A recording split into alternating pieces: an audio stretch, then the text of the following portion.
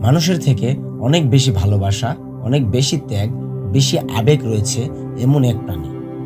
এই প্রাণী পৃথিবীতেই। আপনারা জানলে অবাক হবেন, সেই প্রাণী আকৃতিতে মানুষের থেকে যেমন অনেক বড়, তেমনি মানসিকতার দিক থেকেও বড়। সেই প্রাণী স্থলে বা মাটিতে থাকে না, থাকে সমুদ্রে। আমরা সবাই সেই প্রাণীটিকে চিনলেও জানি না তার মায়া, ভালোবাসা ও ত্যাগ সম্পর্কে। আজ সেই প্রাণী সম্পর্কে জানব এই ভিডিওতে। ভিডিওটি সম্পূর্ণ দেখে সেই প্রাণী সম্পর্কে জেনে নিন। এই রকম মজার ভিডিও পেতে চ্যানেলটিকে সাবস্ক্রাইব করে বেল আইকনে ক্লিক করে রাখুন। পৃথিবীর সব থেকে বড় প্রাণী, যার বাসস্থানও বড় জায়গা, সেই প্রাণীটা হচ্ছে তিমি। নীল তিমি যেমন পৃথিবীর সব থেকে বড় প্রাণী হিসেবে পরিচিত, ঠিক তার মায়া, ভালোবাসা, ত্যাগও রয়েছে বড়। নীল তিমি পরিবারকে খুব ভালোবাসে, আবার মৃত্যুর সময় ছেড়েও যায়।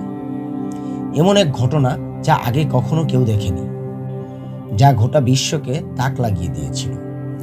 2018 সালের কানাডার ভ্যানকুভার দ্বীপে এমন এক ঘটনা যা আজও ইতিহাস।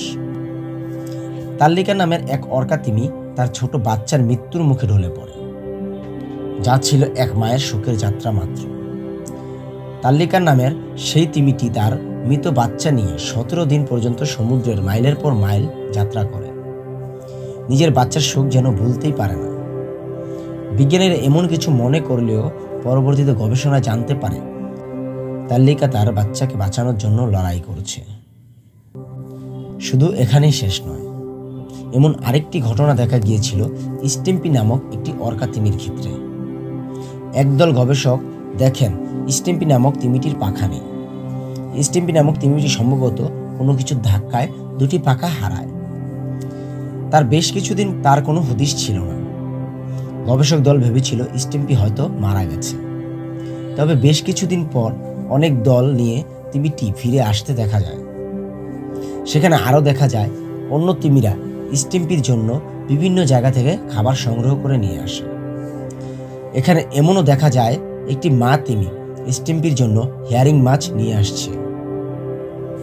আর তখন থেকেই গবেষক দল বুঝতে পারে তিমিরা সাধারণত মায়া আর সংবেদনশীল হয় তাদের পরিবারের প্রতি।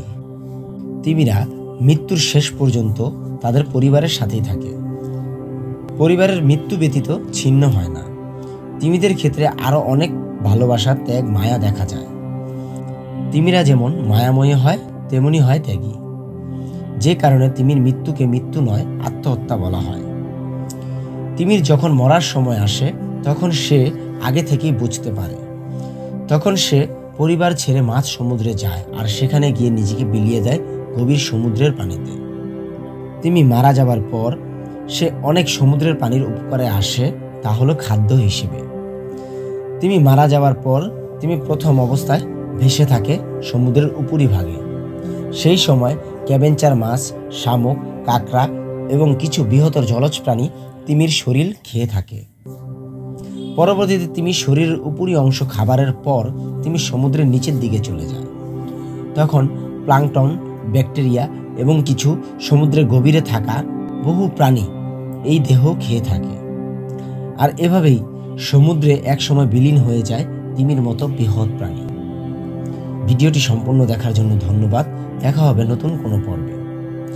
এই পর্যন্ত চ্যানেলটিকে সাবস্ক্রাইব করে বেল আইকন ক্লিক করে রাখুন। ধন্যবাদ।